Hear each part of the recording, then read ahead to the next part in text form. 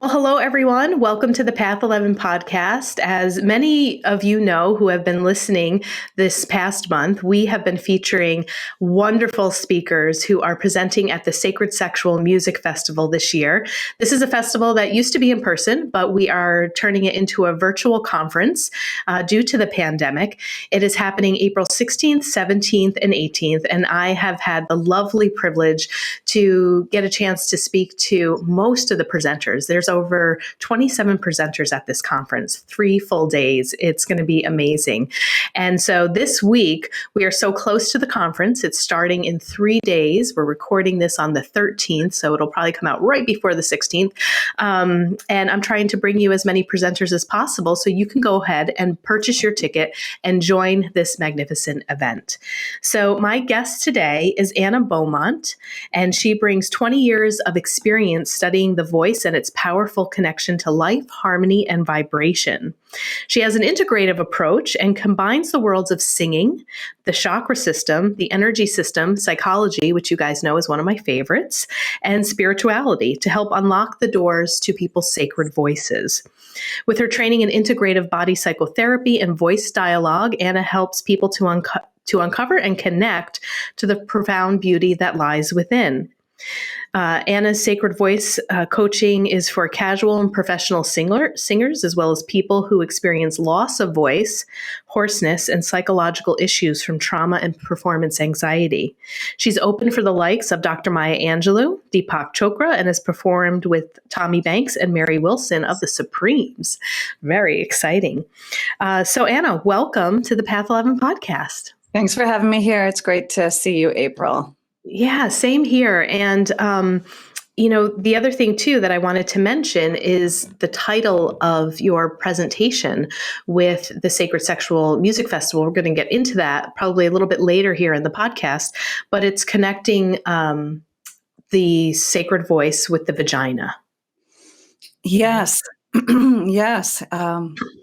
This feminine consciousness, really, that is at the root and the heart of what separates women from really being in their power. I've spent the last, it said 20 years, but actually it's been closer to 30 years, watching people stand in front of me. So as opposed to a body worker, I'm somebody who has people stand in front of me. And I can, as I'm working with their voice, I can feel where they are and where they are not in their bodies. Wow. And yeah, it's like reading palms or something. The voice is a reflection directly from our connection and our lack of connection. It shows up in the tone of the voice, because the tone of the voice is a mirror of inside of our body's energy field. Within the dark and the light, the yin and the yang appears. I know this is trippy. So the dark and the light appears through the sound of one note. And that is a reflection of everything within the body. Within the body and the head, it's a reflection of above and below as they meet at the vocal cords. And it comes out. So in that tone of one note, because of how long I've been doing this and my studies also in psychotherapy and all of that, you can tell what is missing and what needs to happen and what needs to be penetrated by the voice. Wow. This reminds me and brings me back to when I was in my 20s. I had made a phone call to a therapist, was going through some marital issues, and I left a message on her voicemail. And when she met with me, she said, "Oh yeah, I can usually tell by a person's voice if I'm meant to work with them." And in my 20s, this was kind of like I was just starting to get into this field. I probably didn't even have my Reiki training yet. And I thought, oh, that's interesting. She kind of planted a seed.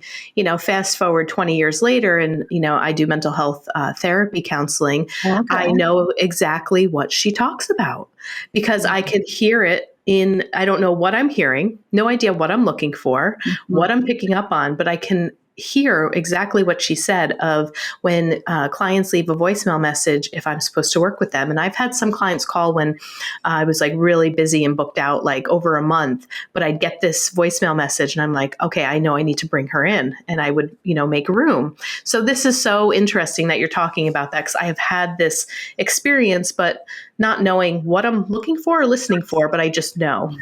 Well, it's just to elaborate on that. So the throat chakra is at the 5th level. It's the 5th chakra. And it's the first moment really where we're in between the heart and the head. It's like a gateway, and it enters into the etheric realm. So it's like a Russian stacking doll, those nesting dolls. Everything appears, they stack on one another. So when we get to the throat, there is a larger orbit of inclusivity for the body that can read into what is happening in the soup of the body. And so it gets reflected through the sound of the voice. So it's actually no wonder that people would maybe rather have sex behind closed doors than actually sing or speak publicly because of the terror, because it's so clear that the vulnerability appears through the sound of the voice, especially when we sing, because that is when our body instrument is actually really challenged and needs to step in and be supportive in the true sense of what that word means, supportive. Our bodies comes in to support the flow of energy like a structure of a cup holding water. Yeah. And when you were talking there, I had this thought that had come to mind. It came and then it went. But, with public speaking, right? Isn't that that's one of the biggest fears? Like, I think it even trumps snakes. Right. So when you're saying people would rather have sex behind closed doors than speak publicly or sing in public. And it's one of our biggest fears. Very exposing. Yeah, you are really connecting pieces, I think, for us right now with what's going on with the voice. So tell me a little bit, how did you get into this? Like, were you always drawn to music and always wanted to sing, or what's your background so our listeners get a feel for what you've been doing? Well, I sang from a very, very young age, and my father was a singer, and he is 85 and he still sings. And so he introduced me to singing. And then I went to Grant McEwen. I went to college and went into voice. I had already been on stage at that point, singing in a band. And then I was in musical theater, and I was just dabbling in rock bands. And then from there, I got to sing at the Olympics, got to sing David Foster's song at the closing ceremonies. All of these big events started to happen to me. I was chosen by Mary Wilson of the Supremes to go on tour with her throughout Europe, and I became the first, the white Supreme. I have lots and lots of stories about that. And then I came back home, and I realized that I felt like all of this part of me that I had been pushing down from traumas in my early life were starting to bubble up. And I wasn't able to cope as well. And so I started teaching voice just because I needed to have some stability. But I started to heal myself. And as I did, all of this repressed material began to come up. And then I searched for tools to be able to help myself. And then all of a sudden my students would come in, and I would apply that to helping them. And so it's really been this learning of how to bridge the world of the above world, where the one that everybody sees. And it really is about this personality of the performer that most people will don for their lives. It's like, I'm performing my life and cutting off anything that is messy in me that I don't want people to see. So it's the performer, it's the perfectionist, all of these personalities that come in to protect this sacred energy of our essence. And that's what I had separated from when I was out in the world touring, and I toured China. I had lots of incredible experiences. But really, the coming home to my own body and my own voice for myself and connecting to this sacred emotional body and going through so much healing. And I don't think it'll ever end. This is the coming together of the refined voice and the unrefined energy that is this sacred, sexual, sensuous energy that wants to inform and imbue the voice and have it be heard and not be pushed aside and made to be perfect. It's interesting what's happening to my voice as I speak to you right now. There's this interesting sort of happening inside of me because the performer in me is being seen, and this other part of me is sort of like, how do I navigate what's going on right now?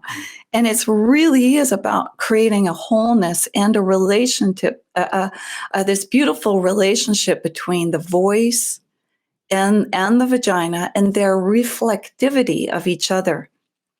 They both look the same if you put them side by side. There are so many comparisons and reflections, not unlike a tree reflecting into water. They really do reflect each other, and they need to come home to each other and to inform. But this is not something I'm just throwing out. Well, I am throwing it out, but the actual journey back home is filled with huge guards and protections, and those protections are really, really visible and audible in the singing process, which is why it's so powerful to work with this through singing and not poking around in areas that are too vulnerable and protected. We can work with the voice instead, and that is my way in. Yeah. And so how did you know, or how did you stumble upon this sacred connection with the vagina and the voice? So, I mean, clearly, you're singing, you're performing, you're touring, you're like having all of this fun and, great stuff. But when did it really start to become this deeper spiritual experience that you were able to make the connection with the vagina? Yes. Well, I studied a training called integrative body psychotherapy. And that was the first time that I think I knew it on one level, but they really came out with it and said, okay, the throat and the pelvis are reciprocal in nature. And they didn't say the voice of the vagina, but they said the throat, and they are two mouths at one end, at both ends of the river, and they act like regulators. One opens, the other one contracts or opens, depending upon what is being held and protected inside of the system, inside of the nervous system. So really, because of my own abuse, I could hear the disconnect in my voice from this energy. And also, I had, when in my mid-20s, I had a great deal of Kundalini rising. That's been really a huge teacher for me, is this Kundalini energy, and it's never really been friendly.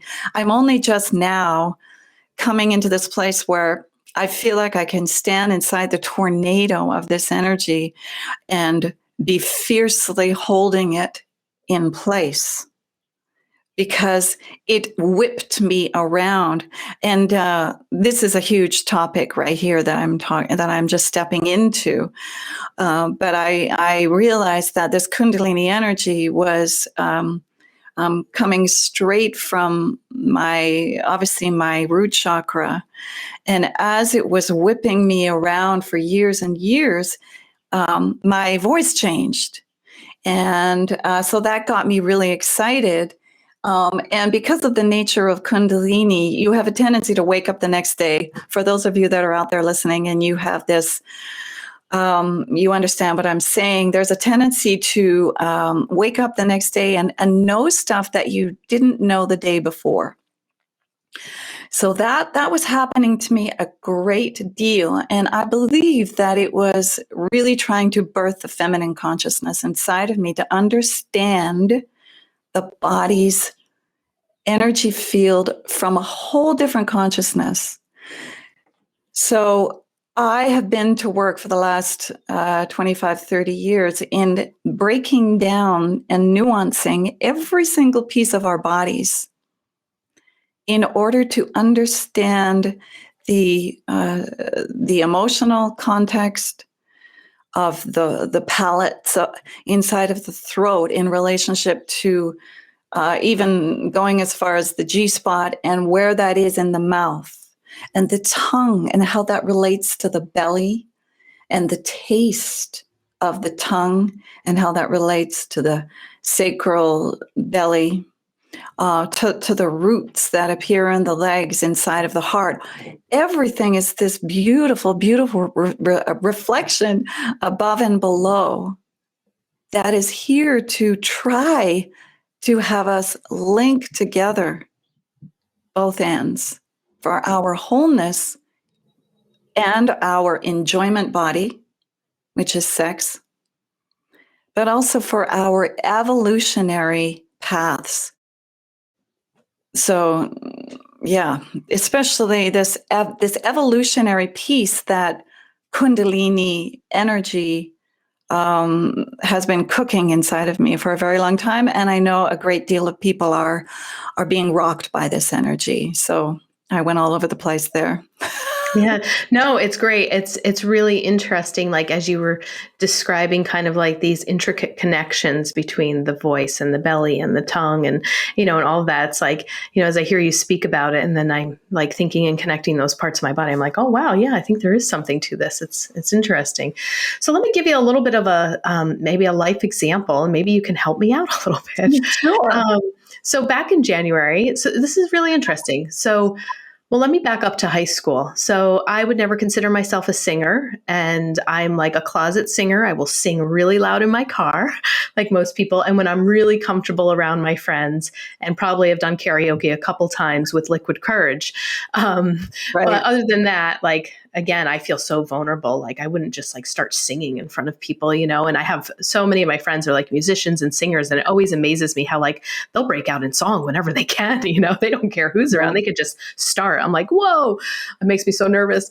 But so this year I started to really embrace and trying to embrace some of my musical talents and just started to learn how to play the guitar. So I'm jamming out with my fiance, January. And of course, I don't have great posture yet. I haven't taken any guitar lessons and we're like, teaching ourselves and stuff. And then like 2 days later, all of a sudden I'm having strange pains in my body. So fast forward to this month, what we're finding is that I probably have some ribs that are out, which is interesting because it's within the diaphragm, right? Yeah.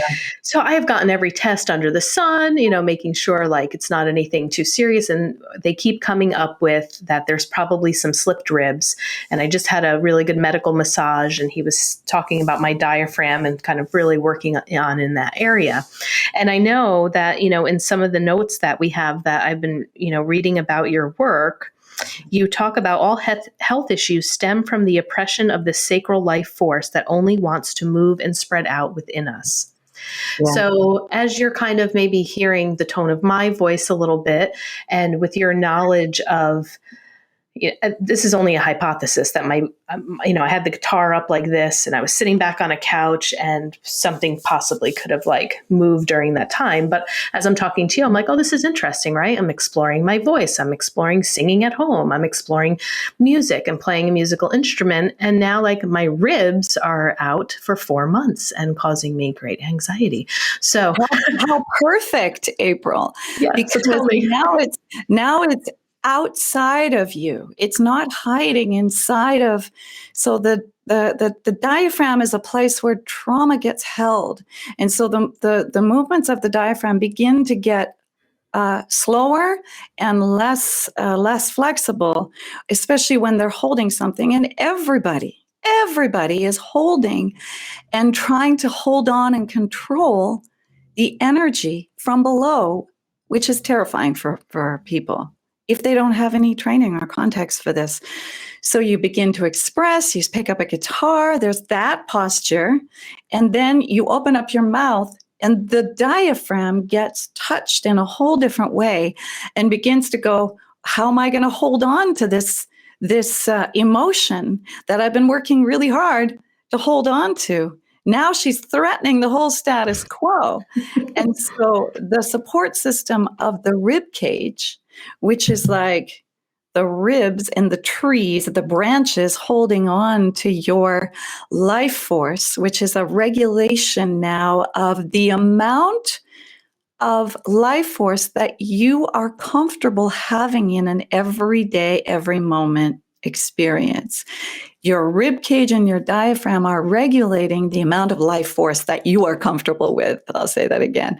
And so now you've entered into the music, and now the music is going, we need more life force to make this happen.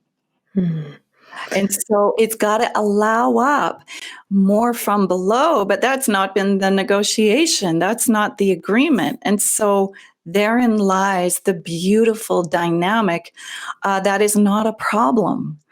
I think that as soon as we think there's health issues or anything, even with my voice coming in and kind of being a bit nervous, all of a sudden it's like the perfectionist comes in and says, we have a problem. We have a problem. It's like, no, we have an opportunity to see now and really look into this material that is presenting itself at a much more available level. Does that make sense? Yeah. So is metaphorically, in a sense, with what's going on with the diaphragm and ribs, would you say that more of my life force is wanting to be expressed and coming out and like pushing against this? And I don't know. It's yes, it's the brake and the gas. Part of you wants, the gas part wants of you, like in all of us, we all want more than what we have, but there's always a brake. And it's not, again, to make that a problem. Do you see what I'm saying? Because yes. I think because of our egoic black and white world that we live in, and the fixer in every single one of us, and the perfectionist and the critic, it's divided, good and bad. Everything can be met with the holistic mind of complete acceptance if we are shown how to do that. And within the work that I do, and I think that we're at a time in this waking up of the world and where we are with a great deal of consciousness being born. I don't think it's nuanced enough. I think we're in big, giant, sweeping statements that don't help. And I think that what is really great about the singing voice is it is the teacher showing me the pathways of where things need to open. But it has to be in the right hands, April. Because the voice itself is like a bunch of water trying to fit through a narrow tube. And it needs to be spread out and shown. So the subtleties of your ribs and how to work with your diaphragm so that it doesn't continue to do what I say with my students, push the beach ball back down underwater. The beach ball is your diaphragm, right? So urge. Yeah. Yeah, it's because what's happening in everybody, April. It's what's happening inside of everybody. Because I can see, when you have this experience that feels medical, right, of some sort, or like you're, a mystery diagnosis and you're trying to figure it out, there is a part of you that fear definitely comes up, even though with all of the talks that I've done on the Path 11 podcast, all of my own work, like there's a part of me that's like, is this really emotional, trapped, stuff that I have going on, or is there really something medical? And then when you start to rule out all the medical stuff, it's like, okay, maybe there is something to this emotional mind, body, connection, but it can also make you retreat to where all of a sudden you're scared to do things, or like you don't want to aggravate whatever's going on. So I could see where if there is kind of this, like you said, dark and light that are kind of merging together, and I guess the goal would be for it to work in harmony together, that for myself personally, I probably have to be really conscious to not let parts of my life force that were very vibrant before this happened begin to take a back seat and just say, okay, I'm just going to be quiet. And now, because I haven't picked up the guitar. I see. But here's the thing, that's okay. And I would make that also very welcome. Every single movement needs to be having the loving arms of the ribs, really, which is what the rib cage does. It holds your beautiful life force and expands it. It's the accordion of expansion. So the pelvis and the legs, the lower half of the body is all about that supportive grounding and rooting. But the rib cage is about your expansion. And it seems to me like, potentially the expansion inside of you wants to happen. But again, there is that break that always wants to happen. So trusting ourselves and trusting that sometimes we do need to sit down and knowing that there is an energy inside of us that will get up from our seats and move us into the right place, and not to force anything, because really what I believe that has crashed you, April, and I think most women, I'll say, is the patriarchal rules of what we're supposed to do, period, and not trusting this feminine consciousness of the movement of flowing energy inside of us that has all the intelligence in the world, along with the masculine, the light masculine. And the light of the voice. So I was going to say something to you, April, about your singing voice. Mm-hmm. So most of the time we're working within a small range of singing, mm-hmm. right? A few notes. And it's those higher notes. There's most of the time people's voices are chopped up, aren't they? Into like, I've got a few notes and I've got this like weird thing that happens. And then I have a few notes down here. And then this other weird thing that happens. And then a few notes. That is the separation inside of us that is appearing through the range of our voice. What an amazing mirror. Wow. To be able to see the whole spine, the mm-hmm. spine of our body. If you turn me sideways, I'm a piano. Every note is appearing in that piano spine. Isn't that beautiful? Yeah, it really is. It gets broken up because of the pain that gets compartmentalized inside of our spine. And nobody is free of this. It just depends what avenue people are going to use to try to find that wholeness and feel what we believe to be unfeelable, and allow what has been unallowable to sit with shame, to sit with guilt, and not be afraid. This is the new path forward. We cannot go forward without embracing and putting our arms around everything we don't need to be afraid. Once we feel that one time, we go, oh my God, everything's okay. I can feel anything. Now, of course, I believe in the medical system. In fact, I was there this morning too. That's so funny. You and I are both. So I don't want anybody to listen to this and say that I don't. This is a wherever people's intuitions take them, and to trust their bodies and to trust the systems that have been working for us so far. Right. Yeah. Yeah, definitely. And, it's interesting too, when I was talking about going back to high school, when you were talking about when like you kind of feel that freedom, I was cast as the lead role in a play, 42nd Street. Wow. Yeah. And because my English teacher said, I think you should try out for the play. And he made me sing a couple of notes, and I never thought I was a singer, and then he heard me and he was like, he gave me the lead, and I'm like, oh my God, I have to sing in front of people first, and like only time, but it was liberating, and my mom was like, I didn't know you could sing. I'm like, well, I still don't think that I can, but I don't know. The teacher thought that I could, and and Yeah. I pulled it off, and had a teacher. So, but I've never done that again. But there was a feeling that I think what you're describing that I probably tapped into very young, like 11th grade, that there was just this connectedness within myself. There was like this confidence, like I couldn't believe that I was doing it. But when I got out there on that stage and I was singing these songs, it was such alignment and carefree, and like Mhm. it was such an amazing feeling that I can still pull to this day that I've never really Amazing. experienced again. So, That yeah. is amazing.